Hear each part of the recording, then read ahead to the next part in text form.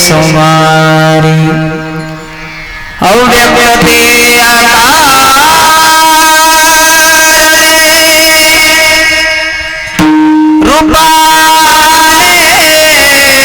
गुणवंत भक्ता रखे पाया पासी दुर्जना से सोहारी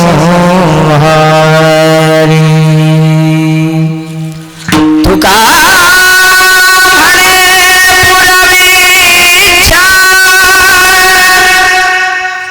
जया तैसा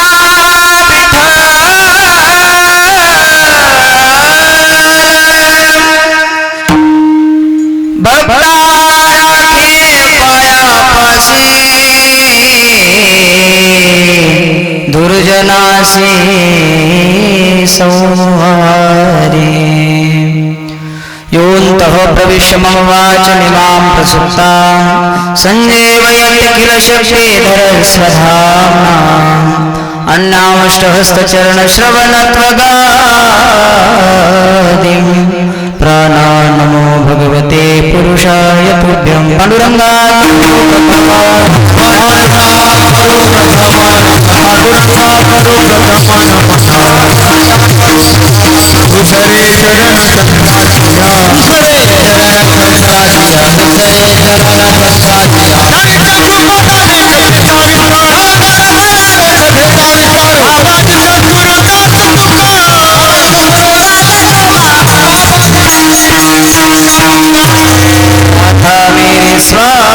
स्वामिनी मैं राधे जुगोदास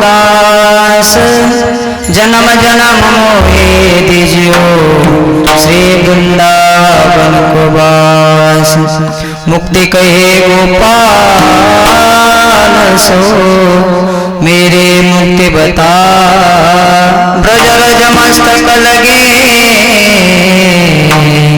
मुक्ति मुक्त हो जाए नमो सद्गुरु तुकया दान दीपा नमो सद्गुरु सच्चिदानंद रूपा नमो सद्गुरु भक्त कल्याण मूर्ति नमो सद्गुरु भास्करा पूर्ण कीर्ति सेविला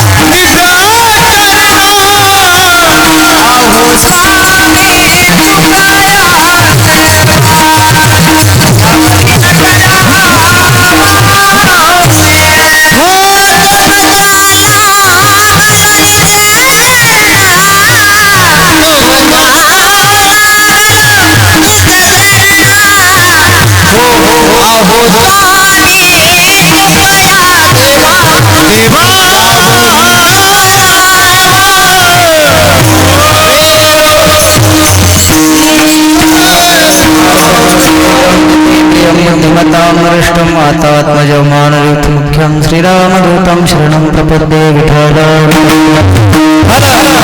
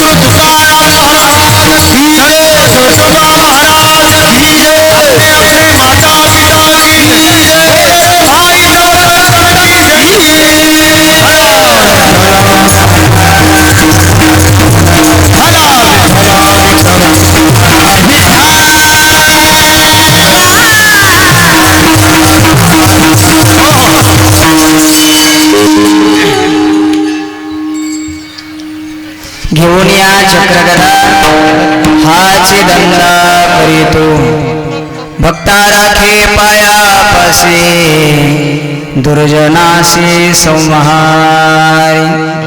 प्रस्तुत प्राप्त प्रसंगी कीर्तन रूपी सेवेकरता निवडलेला अभंग जगद्गुरु जगद्वंदनीय महाराष्ट्र भूषण वैराग्याचे मूर्तिमंत पुतळे असणारे श्री संत तुकोबराय यांचा 4 चरणाचा अभंग आपल्या सेवेकरता निवडलेला आहे.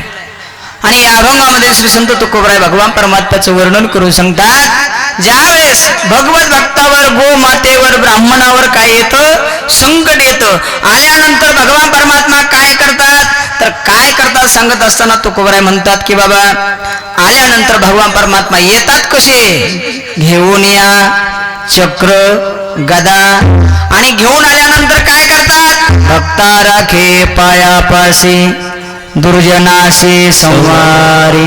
भगवान परमात्मा भक्ताला पायापाशी राखतो, दुर्जनाचा नाश करतो. आणि तोच भगवान परमात्म्याचा काय आहे, धंदा आहे बरं का. घेऊन या चक्रगदा हाच धंदा करीतो. भगवान परमात्मा हाच धंदा करतो. आणि तुकोबराय म्हणतात जे परब्रह्म निर्गुण स्वरूपामध्ये व्याप्त असलेलं ब्रह्म ते काय होतं, अव्यक्त ते आकार आले किंवा आकाराला आले. आल्यानंतर काय झालं, रूपा केले गुणवंत. भगवान परमात्मा आकाराला येतात ते म्हणजे भक्ताच्या प्रेमापोटी आकाराला येतात. आणि तुकोबराय म्हणतात ते भगवान परमात्मा भगवत भक्ताची काय करतात, इच्छापूर्ती करतात. तुका म्हणे इच्छा पूर्वी जया तैसा विठ्ठल भक्ता राखे पायापाशी दुर्जनाशी संहारी. विठ्ठल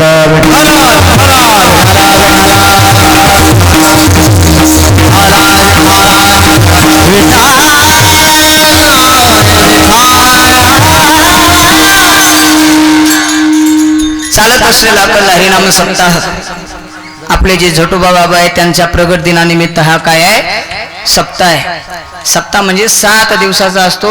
हा किती दिवसाचा आहे, 3 दिवसाचा. पण 3 दिवसात किती कीर्तन आहेत, हा लय अवघड आहे. 3 दिवसात 8 कीर्तन होतात, बरोबर आहे ना. आणि आता 7 दिवसाचा जर ठेवला तर मग 16 ऐकतान काय, लय मोठा सप्ताह. आणि खरंच सप्ताह आहे, सुंदर असं त्रिदिनी महोत्सव आहे. आणि भगवान प्रभू रामचंद्राची काय आज रामनवमी आहे. नवमी निमित्त हे भगवान परमात्म्याच्या जन्माचं काय आहे, कीर्तन आहे. भगवान परमात्मा या मृत्यू लोकामध्ये सुद्धा जन्माला येतात. पण येत असताना कसे येतात पहा. ज्यावेळेस या पृथ्वीवरती काय होतं, पापी जय भक्त दैत्य ते मातले धरणीशी झाले ओझे त्यांचे.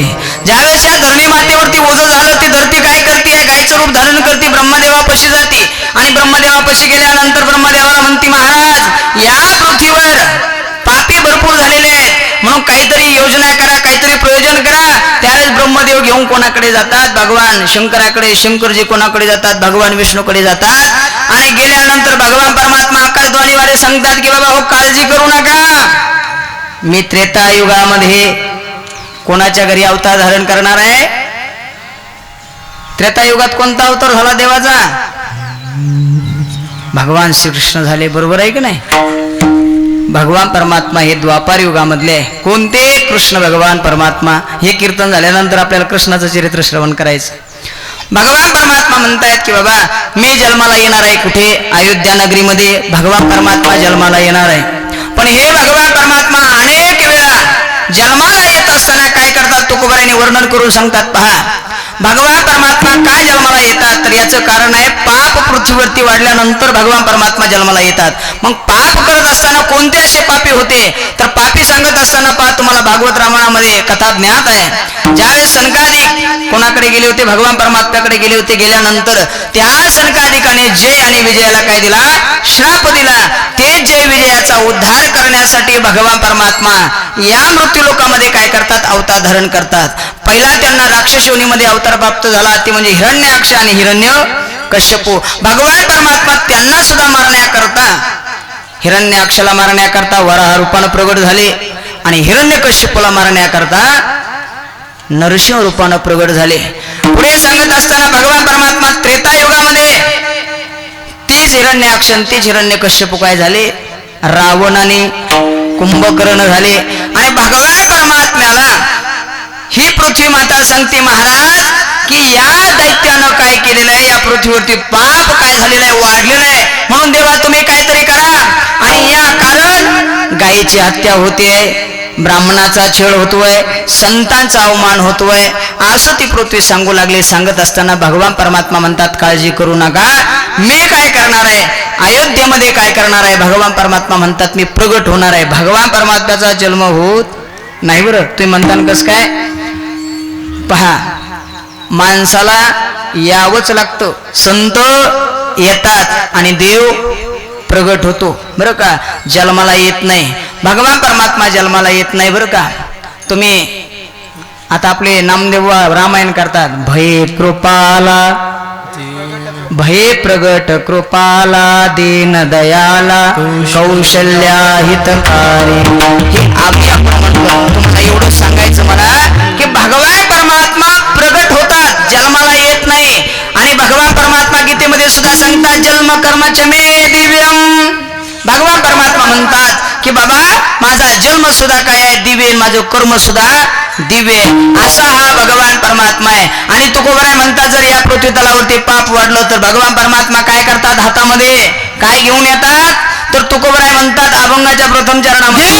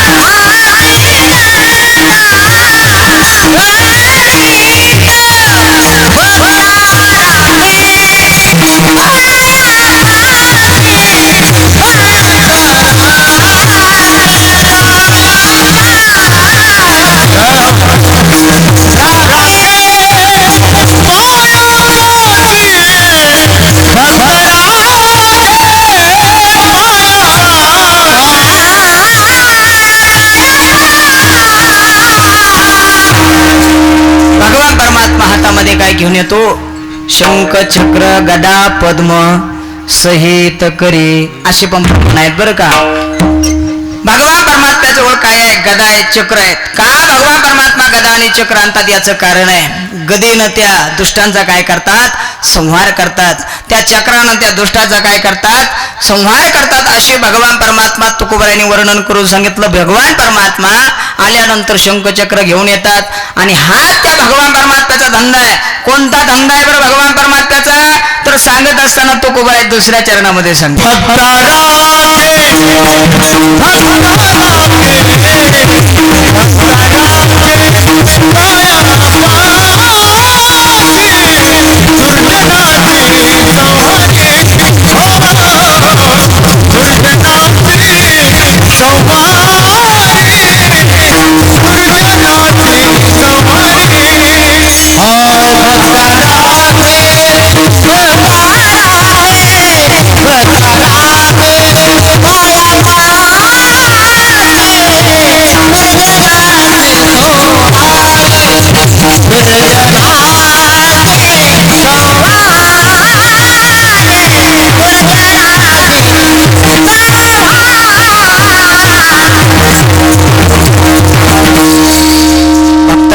पायापाशी दुर्जनाशी संवारी. दुर्जनाला, कोणत्या दुर्जनाला, ज्याचं अंतकरण निर्मळ नाही, जो भगवान परमात्म्याची भक्ती करत नाही, अशा दुर्जनाला सांगितलेलं आहे. बरं का, पहा पहिले दुर्जन कसे होते, भगवान परमात्म्या सोबत वैर करायचे, म्हणून भगवान परमात्मा काय करायचे, अवतार धारण करायचे आणि त्या दुर्जनाचा काय करायचे, संहार करायचे. पण आता भरपूर दुर्जन झालेले आहेत. आता एवढे राम काही जन्माला येणार नाही. का, भगवान परमात्मा सुद्धा विचार करत असताना आपल्याला जन्माला घालून, या माणसाला मी जन्माला घातलं, यानं भक्ती करायला पाहिजे, तो देवाची भक्ती करत नाही, नाना प्रकाराचे व्याप लावून घेतो, नाना प्रकाराचे व्यवसाय करतो, वाईला भार कुटुंबाचा. तुकोबरायच्या म्हणण्याप्रमाणे नाना प्रकाराच्या सगळ्या काही गोष्टी करतो, पण भगवान परमात्म्याची भक्ती करत नाही. दुसऱ्या दिवशी अंतःकरणामध्ये चांगली भावना नाहीये, असा जो व्यक्ती आहे तो सुद्धा काय आहे, दुष्ट आहे. आणि आपल्याला साधू संत सांगतात, आपल्याला तुकडोजी महाराज सुद्धा सांगतात की बाबा अशा दुष्ट माणसाची सावली सुद्धा आपल्या अंगावर पडली नाही पाहिजे. असे आपल्याला तुकडोजी महाराज सुद्धा वर्णन करून सांगतात. संगती करावी सदा सज्जनाची,